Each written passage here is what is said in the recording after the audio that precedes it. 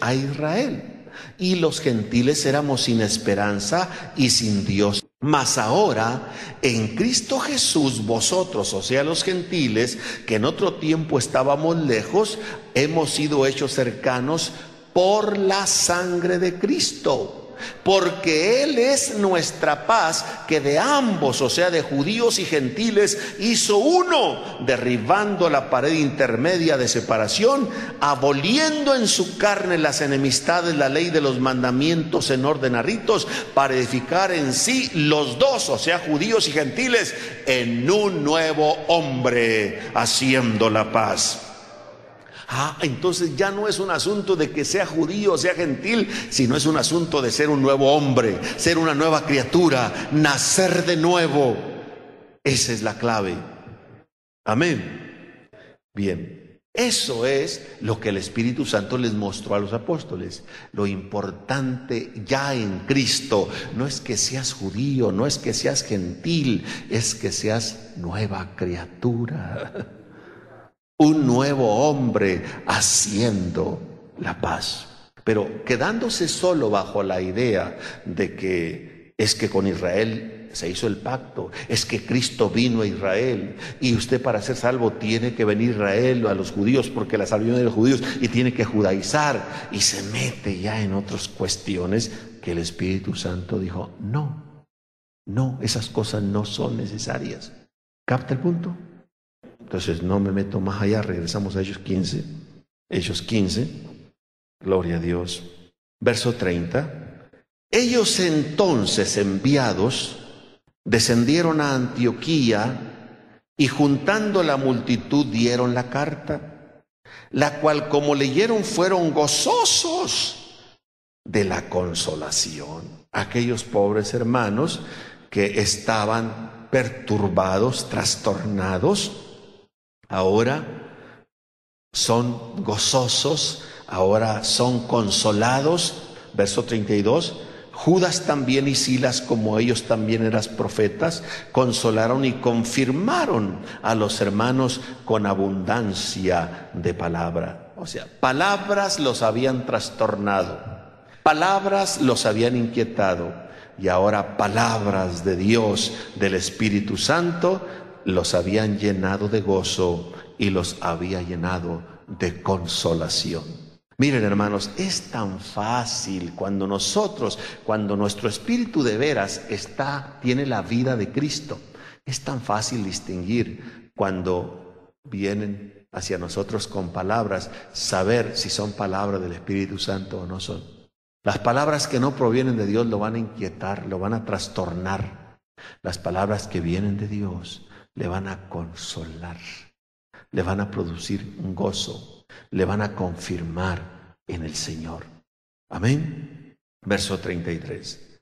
Y pasados ahí algún tiempo fueron enviados de los hermanos a los apóstoles en paz, mas a Silas pareció bien quedarse ahí, y Pablo y Bernabé se estaban en Antioquía enseñando la palabra del Señor y anunciando el evangelio con otros muchos. Una pregunta, a ver si hemos puesto atención en lo que hemos leído por lo menos del capítulo 13 para acá.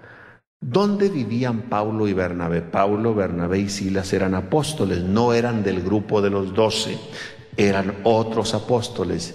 Ellos no vivían en Jerusalén, los 12 vivían en Jerusalén, ellos vivían en otra ciudad, era otra ciudad de lugar de residencia. ¿Cuál era la ciudad? Antioquía de Siria. Siria todavía se llama la ciudad de esta Antioquía, en Siria, pertenece a Siria, está en la parte noroeste de Israel, y ahí era el lugar de residencia de ellos. Mientras que los 12 apóstoles hacían trabajo extralocal y se fundaron otras iglesias por la iglesia de Jerusalén, bajo la cobertura espiritual de los 12 apóstoles, lo que era la región de Judea, Galilea, Samaria. Pablo, Bernabé y Silas, Timoteo, ellos trabajaban otras regiones, otras áreas donde por la instrumentalidad de la iglesia de Antioquía se levantaron otras iglesias.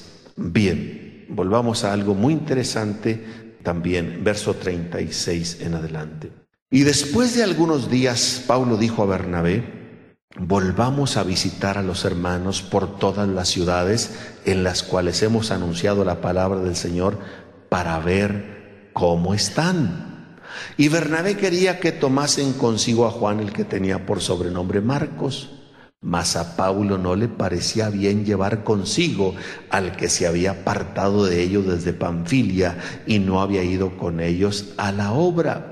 Verso 39, algo muy triste. Y hubo tal contención entre ellos, tal desacuerdo, que se separaron el uno del otro.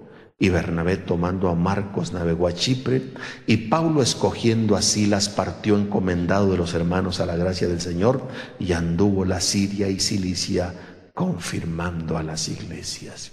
Es después de estas experiencias que el apóstol Pablo escribe, por ejemplo, su carta a los Corintios, cuando les ruega que no haya entre ellos disensiones, sino que estén perfectamente unidos en una misma mente y en un mismo parecer, porque él mismo había contemplado con sus ojos los trastornos que se hacen cuando contendemos con palabras, cuando trastornamos con palabras, cuando se presentan estas disensiones entre el pueblo de Dios, entre cristianos, y con base en sus propias experiencias, es que después escribe consejos tan interesantes en las epístolas. Pablo y Bernabé, dos compañeros, ambos son apóstoles. Pablo y Bernabé son apóstoles los dos. Pero desde el capítulo 13, que el Espíritu Santo les habla, en el capítulo 9 de los Hechos vimos la conversión de Pablo. En el capítulo 13 el Espíritu Santo habla: apartadme a Bernabé y a Saulo. Ambos los menciona el Espíritu Santo para la obra para lo cual yo los he comisionado. Salen en el capítulo 13, en el 14 terminan su primer viaje misionero, y a finales del 14 van a empezar el segundo. Pablo le dice a Bernabé: volvamos a visitar a los hermanos, a los que se convirtieron en nuestro primer viaje. Han transcurrido algún tiempo, no podemos especificar la cantidad de tiempo, pero ha sucedido quizá 2, 3 años, y volvamos a visitarlos. Pues vamos, pero se presenta un problema. Un joven, Marcos, Juan Marcos, que se les había regresado, y seguramente se había regresado de mala manera. Y aquí empieza el estira y afloja. Y es bueno ver esta ilustración, porque esto ocurre mucho y puede ocurrir entre nosotros. No hubiera problema entre Pablo y Bernabé. El problema se presenta a causa de este joven que se fue con ellos en el primer viaje, y aunque la Biblia no describe qué detalles ocasionaron y qué grado de rebeldía tomó Juan Marcos, siendo un joven quizá inmaduro, que se regresó y que ahora Pablo no quiere llevarlo y que Bernabé persiste en llevarlo. Este joven era sobrino de Bernabé. Vamos a leer para asentar lo siguiente, que nos va a ayudar a comprender algo.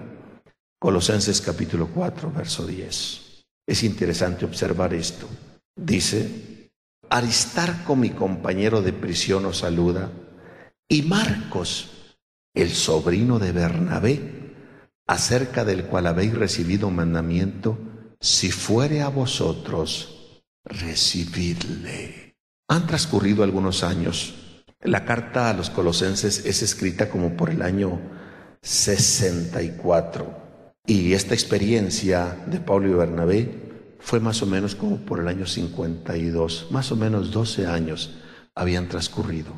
Pablo, algo había pasado con Bernabé y con Juan Marcos, o con Marcos, con este joven, que ahora Pablo dice: si llegare Marcos, recibidle, como que había algo vetado, algo prohibido para él. Así que era su sobrino. Esto nos lleva a pensar lo siguiente: Bernabé hizo una decisión en cuanto a Marcos basado en el afecto personal, basado en el lazo consanguíneo, en el lazo o en el lado sentimental. Bernabé no utilizó la justicia